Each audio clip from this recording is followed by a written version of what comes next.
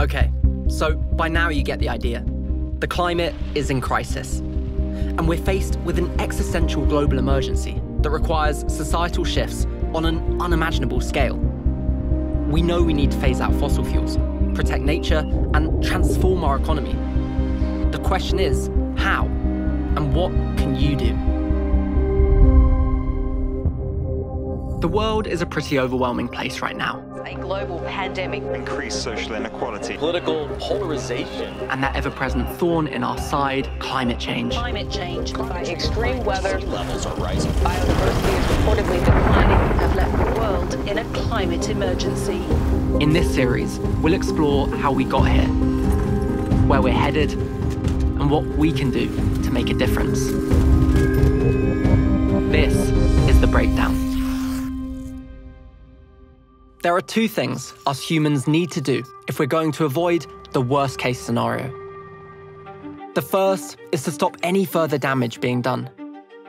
This means transforming the way we move, the way we eat, the way we farm, and the way we power and heat our homes, so that by the year 2050, we are a carbon-neutral society, and fossil fuels are a thing of the past. The second is to try and manage the damage that we have already caused.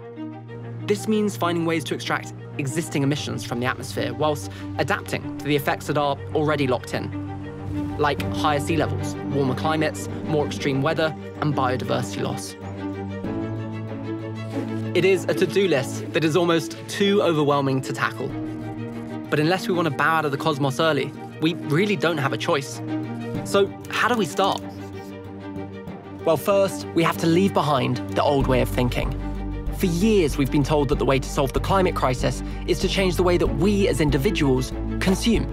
It is the prevailing narrative.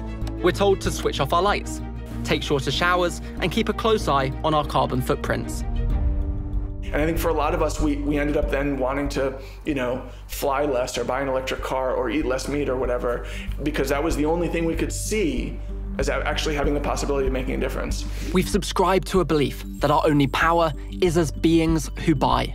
If we want farmers to stop using pesticides, we should choose organic produce. If we're worried about the emissions released from a low-cost flight, we should fork out for the train ticket instead.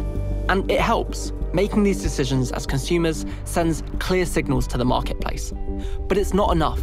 And what's more, not everyone can do it.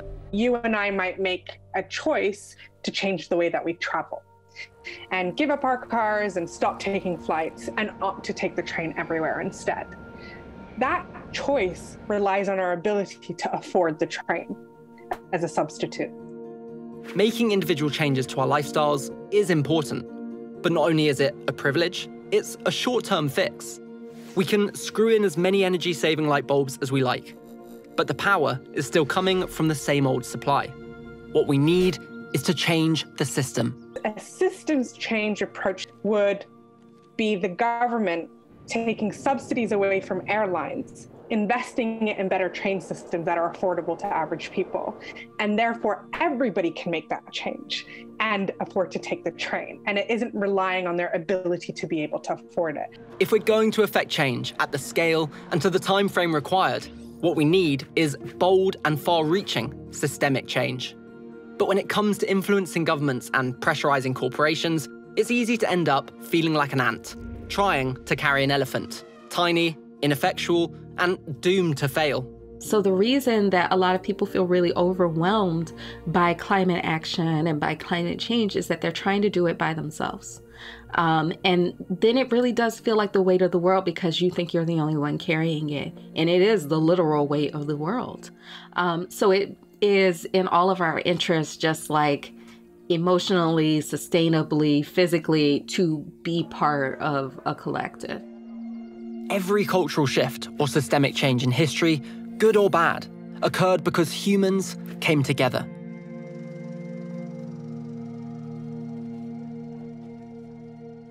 The American Civil Rights Movement was only able to challenge a broken system because those who wanted change assembled. Free at last, free at last. Thank God Almighty, we are free at last. Fortunately, we don't have to start from scratch. The movement to solve the climate crisis has already started, and it's growing faster than ever before. You just have to join it.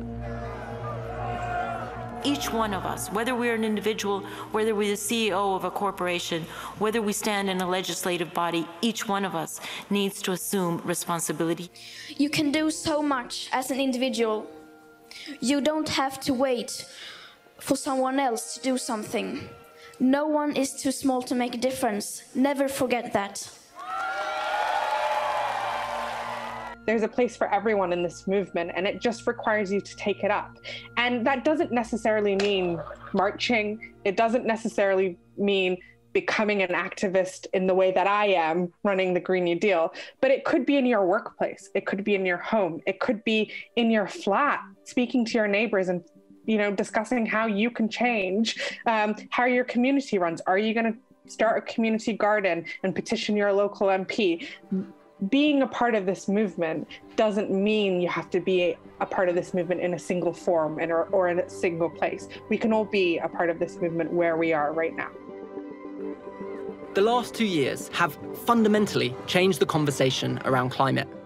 The fire alarm has been sounded by a new generation of activists, and the governments and corporations of the world are starting to listen. But we're still a long way off, and the movement needs to keep, well, moving. Keeping that pressure up and making that movement grow is, to me, the thing of absolute paramount importance. It is the thing that any individual can do to make a difference well beyond how they modify their own carbon footprint. The point is, change is coming, whether we like it or not. And with that change, there is a huge opportunity to do things differently. The climate and environmental crisis is not your fault. It is the symptom of a broken system, built on bad ideas of extraction, consumption, and violence. We can do better. Our job is to raise our voice and keep up the pressure. But let's go further by electing the representatives who care about that change and regulating the corporations and bad actors who are responsible for the lion's share of emissions. When we come together, we can turn our ideas into reality. We all have a role to play in transitioning to a carbon-neutral future and building the thriving, sustainable world that we know is possible.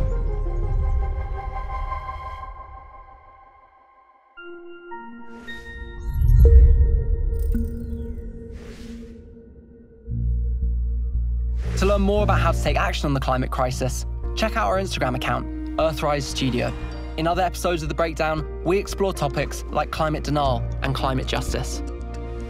There's loads you can do about climate change. Here are a few actions that are relevant to this episode.